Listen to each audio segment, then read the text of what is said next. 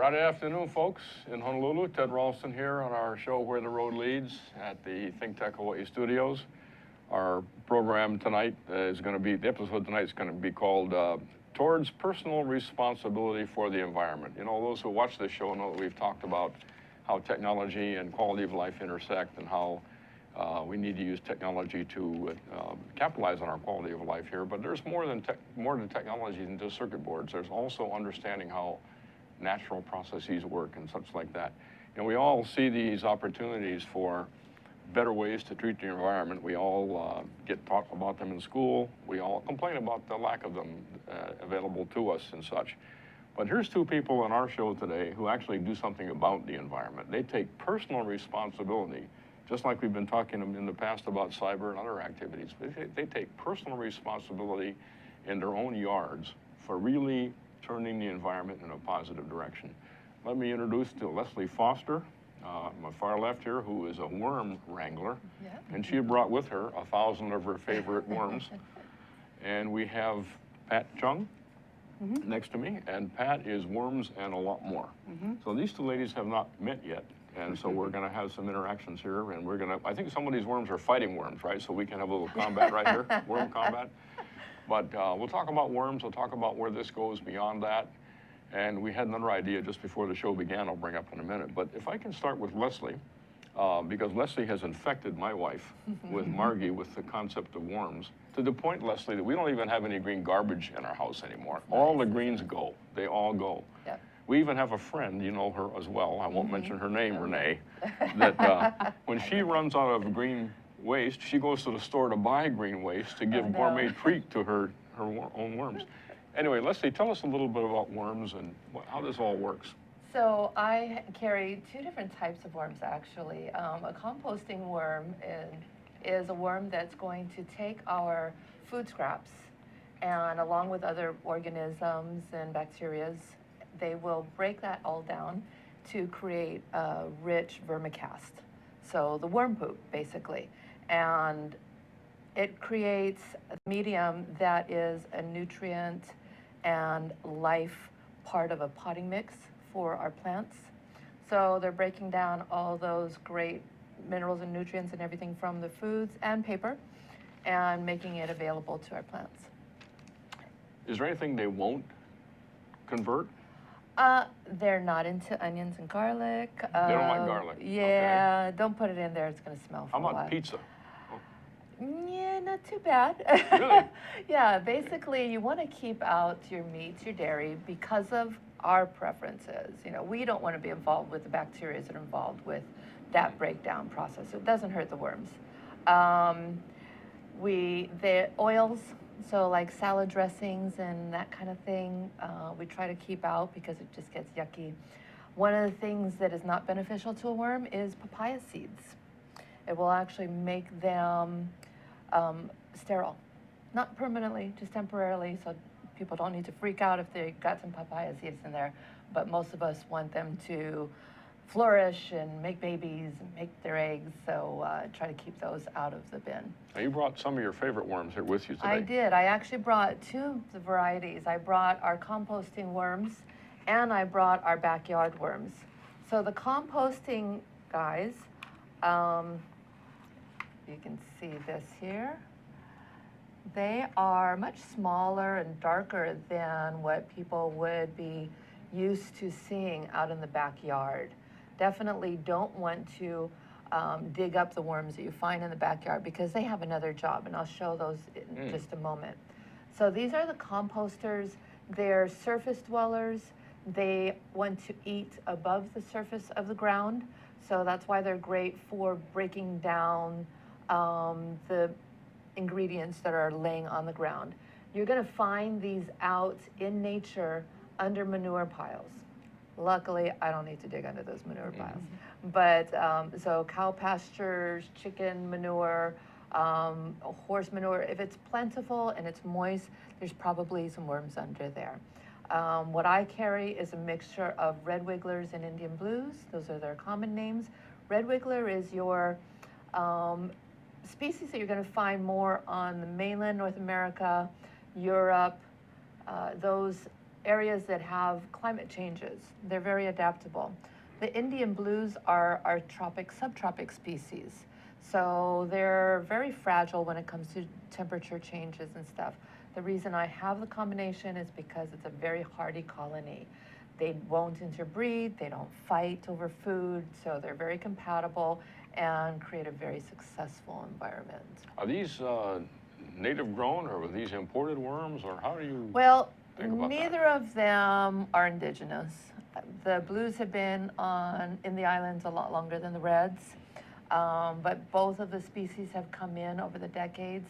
And of course, there is now the regulatory rules that no worms can be shipped in. So please don't buy any worms online. Don't do it. Don't buy worms Don't online. do it. Go to Leslie's place, but you're going to tell us where it is later on. Yes, Right? I will Okay. tell you that. Yeah, so the blues are pretty prevalent in anywhere that you can find moist areas with a lot of food for them. The reds are not as available out in nature. These actually were found on the Big Island and brought over about in the mid-70s, I think. No. Go back a little bit. About 2007. Sorry about the numbers there. So we've had the mixed colonies for a number of years, and it's just a really nice, vibrant. And what's in the other container? So this one is our backyard varieties. See, much larger. They're not clumped together like the other ones. They're the paler skin. These are the Menthis gracilis, which are your backyard earthworms. Keep these in the ground. They're the ones that are going to till your soil, keep things nice and aerated and broken apart so that they benefit the plants. And of course, their excrement is beneficial too. They're part of that ecosystem. And then I do have the gold, the black gold, worm poop. The result of the worms. That's right. Consuming green. That's right. Waste. This is the rich, wonderful stuff that's going to make your plants stand up and thank you. So this is the vermicast that comes out of our systems, which can be used to do a potting soil, germinate seeds, germinate straight in the cast. It's great. And people will make liquid fertilizing tea with the vermicast. So that's the gold. So the way you're telling us about this, you're basically sort of system engineering your way through how this particular branch of botany works. And the worms have different missions, different roles. They have different consequences. So treat them Absolutely. in a way that matches what they do. Yes. Don't misuse them. So we don't want to have any worms harmed in the No. production of the show, for example. No, definitely not. And also, don't get them online. No, don't get them online. And one of the things, so many people will research online and find out and educate themselves online, which is great. There are a couple of things that are a little different in Hawaii, and I really love it when someone contacts me and they're just getting started. They haven't put something together and it's like, okay, now I need to add my worms, because quite often it'll be an environment that it's like, our humidity here is just not quite optimal to follow those steps that are very popular online. And then also, I think that they tend to be a little less picky, possibly, because one of the things that's very commonly believed is that worms love coffee grounds. But in a worm system that you would have our composters, it's so acidic that I just say, you know what, coffee grounds can do great for your plants, out there. So many of them like more acidic soil. They help to deter those pests. Supposedly the Menthis like them. So I just say, you know what, just keep the coffee grounds out there. You got a lot of other food sources to give to the worms. This is great. So this is incredible, the way you thought through how this level of botany that we normally don't even see. You step on them, basically, if you see them, that's about all you ever see is a flat worm. But you've figured out how these things actually fit in the larger enterprise of the environment. And then that turns to Pat, who's on the other end of that spectrum in terms of a lot more variety of how you've been thinking about managing the backyard ecology. Tell us a little bit, Pat, about how you've taken from that kind of a basis forward into the work you do. Well, I've tried to create a complete cycle system within our little 11,000 square foot yard, plus part of my neighbor's yard. You didn't bring the yard, any of the yard with you here? No, like I Leslie didn't. did. I didn't bring any samples of anything, but in starting and getting the soil prepared and before planting and getting the garden growing, my husband and I kind of thought through all the different parts to make this cycle complete, using kitchen waste, using waste that our neighbors even give us. We take bags of waste over the wall from our neighbors, kitchen scraps, potato peels, papaya skins, all kinds of stuff, plus our own trimmings. I get trimmings even from a restaurant and a supermarket. And some of it I used in a big compost pile. Some of it I use in the worm bins. And I've graduated from the stackable worm bins to a big trough. And I just harvested yesterday and today, and I'm not done. I already have 5 gallons of vermicast. And I use that into my, I add So you it cycle that back in? back into the garden, the compost. I even put some around my kabocha vines today because they're just going crazy and they love it. And they'll just take off, and hopefully I have a mucho kabocha going on in the yard in a couple months. So, you know, it's my view of all of this is responsibility, not just as a homeowner, a person in the community, but of the world. I mean, let's take care of this planet. And the planet is suffering. The planet is crying out for us to do something. The water's polluted. Our food has glyphosate in it and on it. I mean, there are so many issues to attack. But when you step back and you say, you know, I'm just this one little person, it's just our family, what can we do? And so we start with, what can you do in your own home and yard?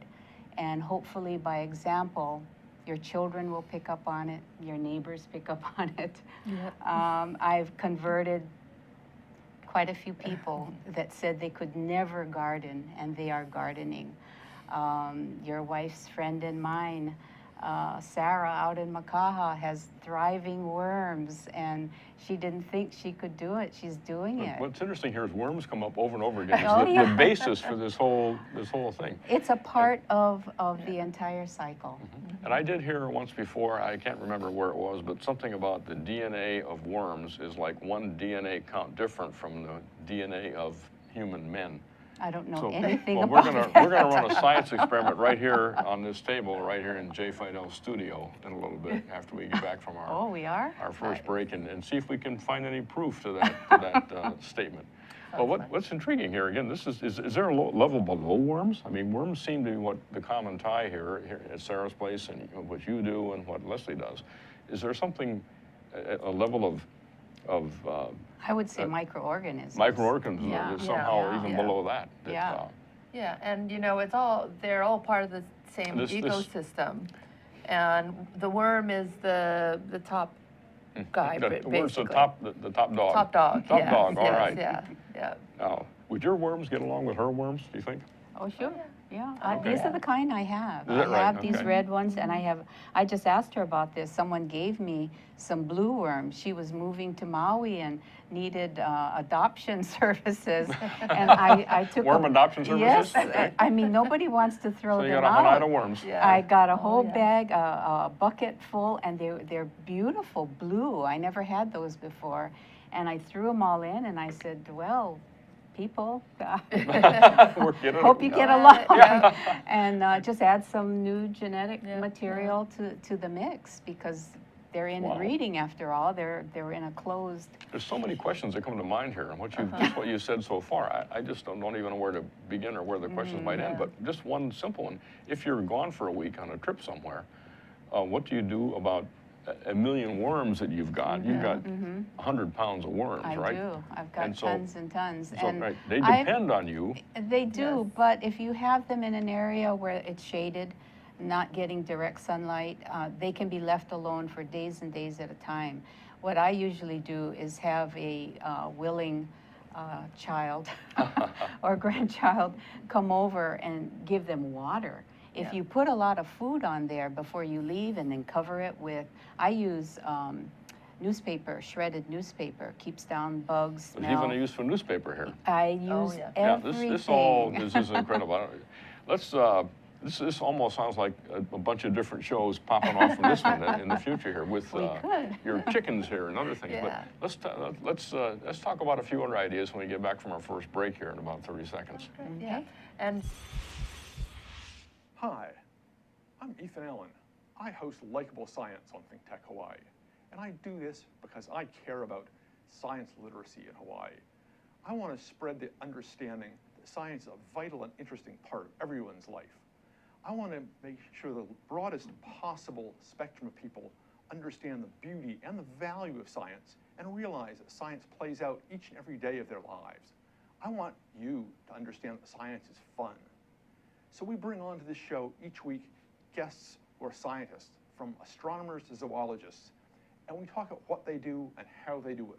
But most importantly, we talk about why you should care about their work, why you should see that their work has value and impact on your life. So I hope you'll join us Fridays, 1 p.m. here on ThinkTech Hawaii. You can watch us via live stream. You can watch us recorded on Olelo, and you can see us each week. We hope you'll join us. The red light's on, folks. We're back here, back at ThinkTech Studios. Ted Ralston with our excellent guests, which are about 1,000 worms and two very gorgeous ladies on our show, Where the Road Leads. And we're talking about the personal responsibility we all have to the environment and the incredible insight that you've both got and the hands and the handwork you've done to take that insight into real action. I hope there's some way we could all carry that forth in somehow. I don't even know how you start with this sort of thing. Of course, you get Margie and you get her convinced, and then the next goes from there, one to the other. But this is incredible. Where does one turn to if one wants to get involved at the beginning level here? Well, you could call Leslie right off the bat and she'll get you started. But I wanted to interject one thing here because I have a big component to all of this that I do, and that is husband. I come up with all the ideas, I do the research, and I come down, I source the materials, sometimes find out good places to find stuff, and then I present it to him in the most positive, nice way that I can. Could you build this, or could you, and get him involved, and I could not do it myself. So having a partner is helpful. So you say, where does it begin? It begins with knowledgeable people and a good pair of hands. So knowledgeable people, partnerships, and someone who has access to the materials who can make the materials available to you, such as in downtown Kaka'ako. right, downtown Kaka'ako. Downtown So- Kaka'ako. Right, and I carry systems. I have a variety of systems, from your basic, let me just try this out and not spend a lot of money on it. Kind of a tote bin with holes in the bottom of it. Everything happens in the one container. And you could put your husband in there too if you had to, right? I haven't No. gotten that one that big yet. Oh. So we've got from that up to a family size, a stacking tray like Pat used to have, which has a larger volume. And these are commercial. You know, the bin is kind of a DIY thing, but it's something that I supply because I supply packages that people basically just need to put their food and their water and they're ready to go. But I have a lot of people that come in and DIY. They've got this material or that material. They're gonna make it themselves, which is fantastic because I totally believe in recycling what I've got in the backyard. And it's just, you know, helping them to find a good direction to go. And one of the most important things, because I definitely believe in sourcing worms from your friends who are turning you on to it, and they've been doing it a long time like Pat has, and she's going to thin out her colony once in a while. So she's going to share. So you pick up the source then of worms for others who want to get started. yeah. Right, right. But one of the really important things is knowing the quantity of worms you have. So whether Quantity? you're buying, yes, whether you're buying them from other businesses, online at Craigslist, or you got them from your friend, know the quantity of worms you're getting. So you really want to see the worm ball. You don't want to have like, oh, here's some worms. And it's like, oh, okay, what do I have in here? You want to see the actual ball of worms without a lot of the material. And it's like, okay, you know, I've got about a golf ball size or a tennis ball size of worms here. Knowing the quantity that you have, then you know whether that quantity is going to fit the container that you have. Small bit of worms, big huge container, not a good balance. And it also will help you with making sure that the amount of food scraps you have and your worm population matches. Very important. So you turn to somebody who's already been there many times and get an idea what your scale and scope is to get yourself started. And you've got scale and scope that's gone well beyond. It has. Just, yes, I started with the stackables, and I had a couple disasters, too much water. I had a worm die off and a smelly mess. And people like what she carries will make their own and be successful on a small scale. I wanted to go big. I wanted to go bigger because I have so much food for the worms, and it's a method of no waste. To take out the waste from your own waste stream at your home, plus now I have other people contributing. So you've got to have a balance. So, right, so I ended up getting a 55-gallon plastic drum, cutting it in half, and laying it end to end. So I have this long trough. You got a trough. Right. Beautiful. Connected it together, drilled holes through it so the worms can migrate back and forth between the two halves. I learned this from a guy named Trevor Orr, a friend of ours, and he maybe saw something that Mindy had and then decided to create it on his own. Yeah. And so now people are looking for those 55-gallon drums. They're hard to So this could keep going, couldn't it? I mean, invention, creativity, and innovation can lead to all kinds of ways You should see what Hokulani Elementary has done. Have you seen their? They have the trough. They have. By the way, if I can interject Right. for 1 second, you mentioned a worm die-off. We had a question, somebody called into the show and asked, what causes a worm die-off? So the What do you do about it? The most common reasons for die-offs are going to be actually underfeeding. That is definitely number one. So our friend Renee, who goes out to the store when she runs out of green waste and buys them. Renee, don't buy any food for your worms anymore. Get some for me. Yeah, so hopefully you won't go and do that, but Well, who would you look at to find that the worms are not being fed properly? How would it's you? a tricky thing, and it's kind of might be a Kind little of lengthy another for balance today. that you Yeah, spoke of. exactly, a balance. But it will most often, first of all, is the lack of food. Whether somebody went on vacation a week to 2 weeks, piling it up with food, and then having someone water it, like Pat mentioned, is great. Beyond that length of time, you really might want a worm sitter. A worm Because sitter. somebody Okay, worm to sitter. You go add on more Craigslist and get a worm There you sitting go. service. Okay. Hopefully someone close to home, so they'll Okay. just come over, because you want to keep them fed. And then heat, especially in Hawaii and in some of the drier neighborhoods, can be a real issue because they want the moisture. And if their system is drying out, heat is an issue. But another really top culprit in regards to worm die-off is not harvesting. Do you all have like a worm aficionados network or something that dials up once a week on the radio or on the network on the phone? Actually, we haven't gone that far. I do Share make ideas? myself available to all of my customers, Wow. and you know, Of course, you must know Friends 100 call people me. who Yeah, No, yeah. friends call you call all the me, time. and you share Yeah, information and exactly. helpful hints and. Now, Kakako's going high. It's growing up vertically like crazy. You're right there in the shadow of all that construction.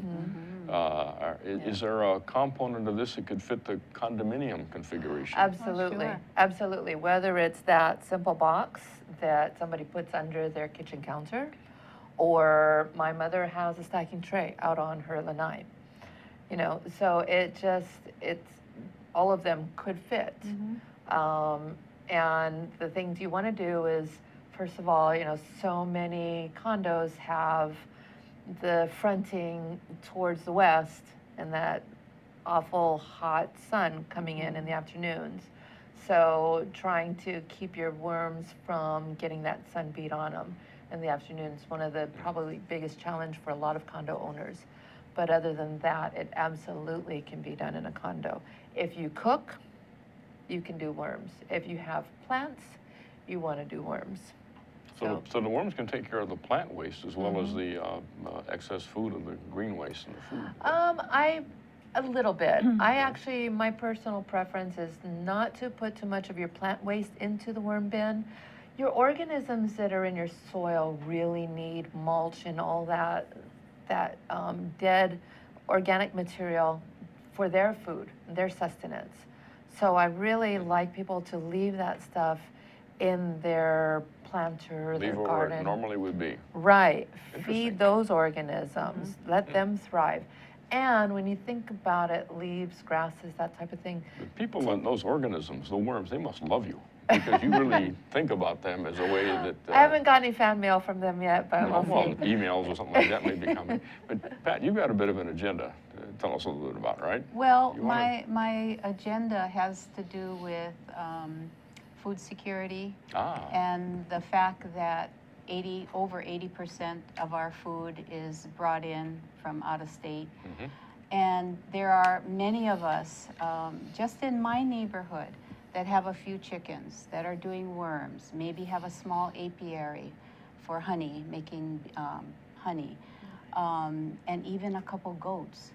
A couple years ago, we tried to get an ordinance changed at the city and county level, and Ann Kobayashi's got it submitted for us, worked with us.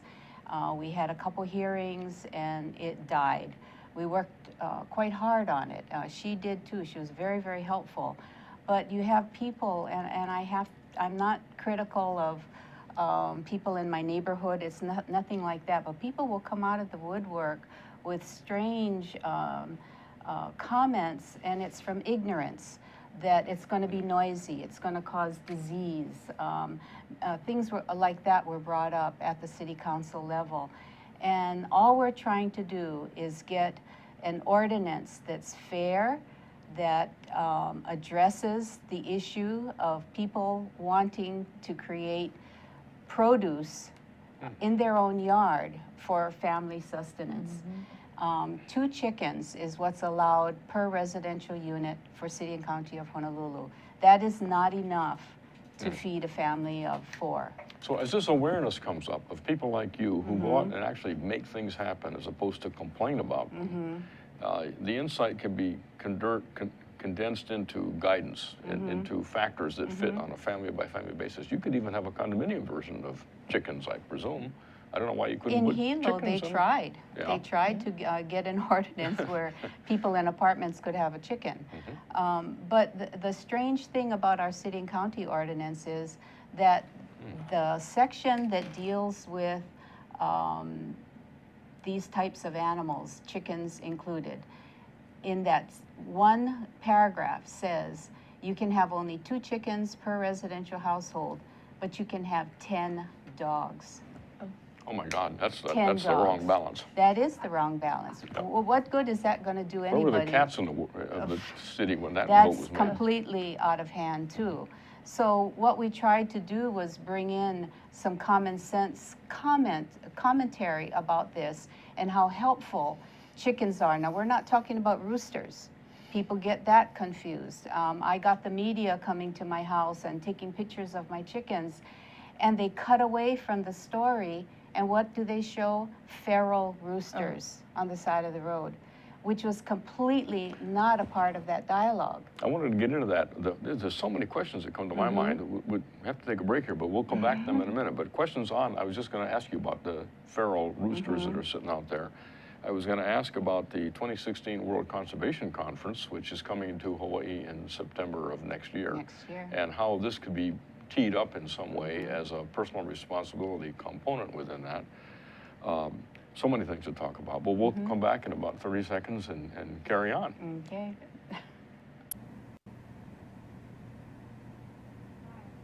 Aloha, my name is Miley Scarpino, and I'm the host of the Empower Hour. If you're interested in health, nutrition, fitness, here on the island of Oahu, want to learn more about places to train at or different trainers available, then watch my show on Fridays at 3. We have a great time, and I hope that you'll come join us. Much aloha. Now go get swole. Aloha, my name is Josh Green. I'm a senator from the Big Island and the ER physician. Every other Tuesday, I get to host a show here on the ThinkTech program about healthcare. We call it Healthcare in Hawaii. It's really enjoyable for me to bring other healthcare leaders from around the state to talk about our pressing issues. Hawaii has long been the health state, but we need to keep up the momentum, the inertia, and with your help and with your participation, we can come and share all of the big issues that are pressing day to day. Thanks for joining us every Tuesday, alternating weeks from 2 to 2:45. Once again, folks, it's still Friday afternoon downtown Honolulu here at the ThinkTech studios. Ted Ralston hosting our show, Where the Road Leads, talking about personal responsibility in the environment, starting in your backyard, maybe starting under your kitchen sink, where the worms live, away from the western sun, and fed nicely by the green garbage from the family, and how that starts the whole cycle of botany correct balance and bringing a balance to our lives in some respect. And there's so many things that come up here. We talked about the fact that Hawaii is so dependent on the global supply chain for food, and how is that? How you go to the store and you get bananas. Guess where they're from? Chile, and or Ecuador. Wait a minute. I thought Waimanalo, where I live, grows plenty of bananas. Why do we have to buy them from Ecuador or Chile? That's part of your personal responsibility. Yeah, not buy them, right? No, is to buy local or at least look for sources. What happened to the time when we were all kids and everybody had a mango tree, everybody had papaya, right? Avocado, and we shared, and everybody through the neighborhood. Now everybody's like, wow, you have a Hayden mango tree, and they're all on top of you during the summer. But we've got to get back to that. And another wonderful, sustainable plant that is getting a wonderful revival is the ulu. I was just going to look at it, I wrote down. I wrote it down earlier, that's why. Ulu. And, no kidding, that thing is, when you talk about food security, and not only the flour lasts forever, and you can, and it's gluten-free, and the world wants it, and it could actually turn into a major cash crop for Hawaii. In Manoa, we had a community gathering just a few weeks ago. Helen Nakano spearheaded this. Helen Nakano, you know Helen? Yes. She's been on this show. Oh, really? Oh, yeah. About ulu? About sustainability, Manoa, Ready Manoa, that kind of thing. Right. Well, this was about ulu, and we had 6 or 7 people with demonstrations and sample foods made from ulu, and I was not really a fan of ulu, except in stew or certain things where you really can't taste it. But there were some wonderful recipes and a wonderful presentation about just like what I was talking about, the mango tree, the loss of all of these food sources, and you could bring it back, plant an ulu tree, and you could sustain several families for a generation. And it's more than Hawaii, it fits the entire Pacific Rim. Exactly. We had a conference here a couple of weeks ago called PRIMO, the Pacific Risk Management Ohana, I think it's called. It's been going for 15 years or so. And one of the most interesting presentations was a couple of professors at UH and somebody else were talking about ulu. There's even like a ulu foundation or something that's attempting to move forward here. And in Waimanalo, I think we have a readiness fair in June, and I believe, isn't it, Margie, right? 50 ulu trees are being made available. Yeah, we gave away ulu trees too. There's Palaka Moon out in Waimanalo. That's a great source. Yeah, great sustainability farm, example of everything. And they're showing people how to make ulu flour. So, yeah. We had some at the Primo conference. They gave us like tacos or something were made of real. Nice. I mean, I just made the best corned beef hash made with ulu. It was wonderful. and Easy. It can be shipped. It stays forever. The Yes. flour is like good for 2 years, and I think it mixes best with coconut milk, is what I understand. Oh, yeah. There's some. Delish. Always You good. got to be careful what you mix it Delish, with. yeah, yeah. But it's it's a money-making product for Hawaii. So we could turn this thing around with the kind of thinking you do and the leadership you've got. Is there like a worm gathering once every quarter where all the worm people get together? I or something? wish, I wish. Don't you wish?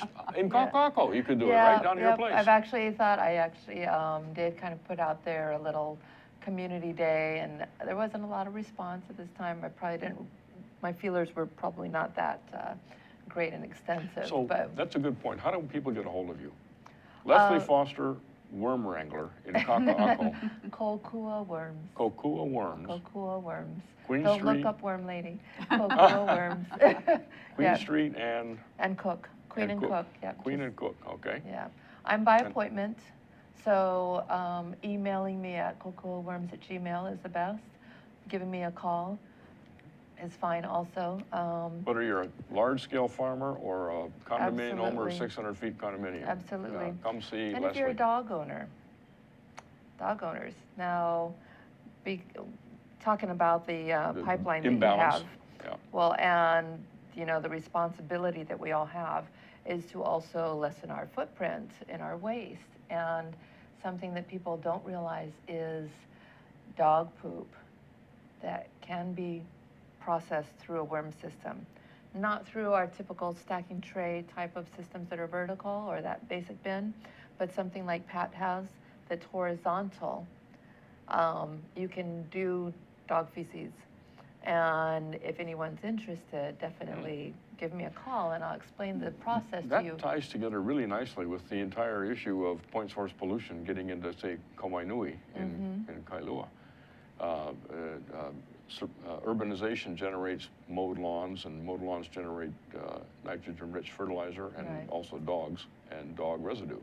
And that Yeah. stuff shows up as point source pollution coming into the, and we're Yeah. just beginning to see that picture. We had that discussion with Chuck Burrows here twice now recently. So worms, the root of all benefits to the future. Did we right. allow you to finish your agenda? You've got some more things, some more points you want to make. First of all, No, Eddie, I- you're going to get some more instructions for Eddie Oh, tonight? yeah, Okay. he'll have more jobs to do.